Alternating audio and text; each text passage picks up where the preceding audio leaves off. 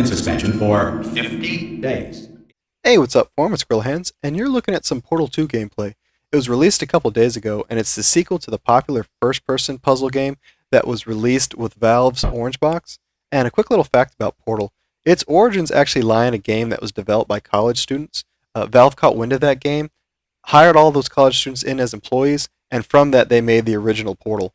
But I've had a chance to play around with Portal 2, and I thought I'd give you guys my overall impressions of the game. Oh, brilliant! You did find a portal gun! So for those of you who may be unfamiliar with the game Portal, it takes place entirely from a first-person perspective, and you're using a tool known as the portal gun that allows you to move between any 2 points instantly. And that's the principal mechanic for this game.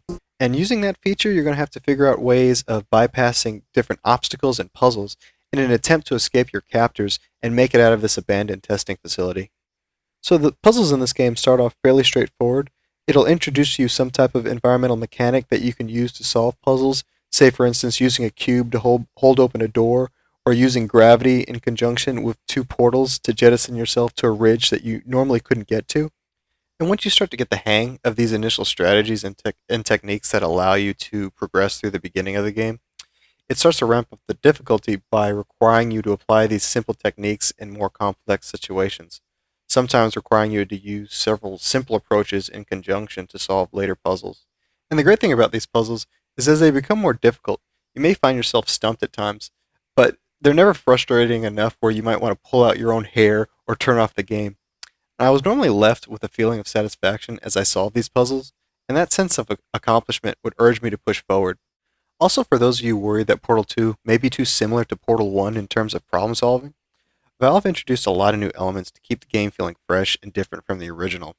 Things like lasers, the light refracting cube, jump pads, and light bridges are just a few of the new features that differentiate this game from its predecessor. Now bear in mind at its core this game plays the same as the original, but the method in which puzzles are presented, the new features used to solve them, and the overall pacing of the game made it so it never felt repetitive.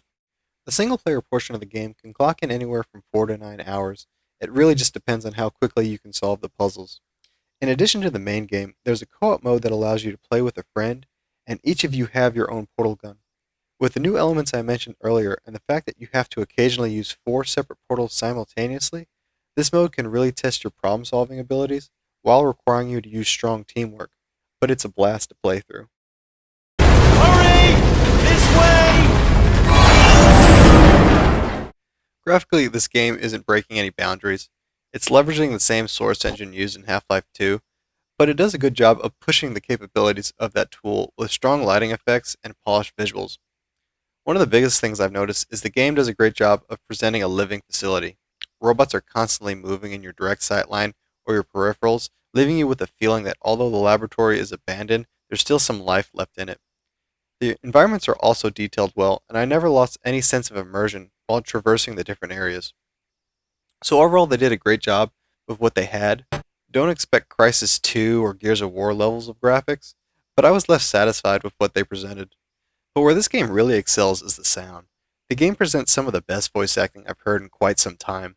It includes the vocal talents of J.K. Simmons, who you may know from movies like Burn After Reading and Spider-Man, as well as Stephen Merchant for the British TV show The Office.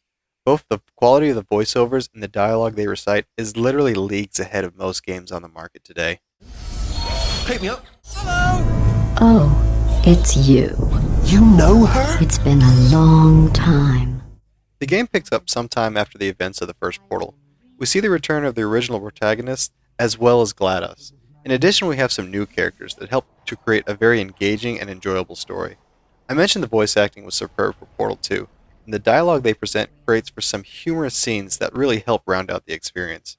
Here's a quick example of some of the dialogue you'll encounter while playing.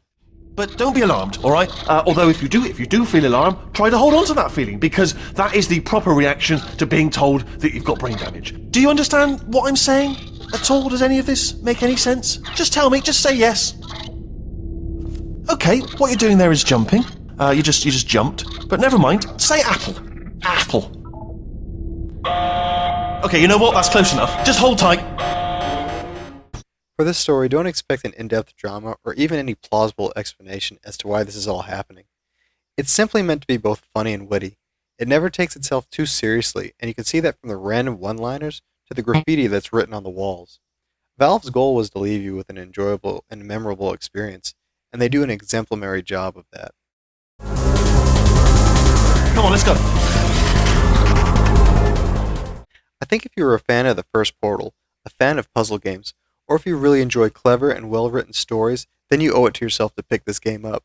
With the new puzzle elements, the addition of co-op, and future DLC down the road, Valve has created an amazing game. If you are the kind of person that watched the promos for Portal 2, and it didn't even spark your curiosity in the slightest, or if puzzle games are generally not your thing, then this game is probably not for you. For the guys that may be on the fence about this game because of its overall length or its replayability value, I strongly urge you to at least rent this game or pick it up on discount later this year. This is truly a unique and innovative game that's worth experiencing for yourself. But those are my opinions of Portal 2. Let me know what you guys think in the comments, and as always, take it easy.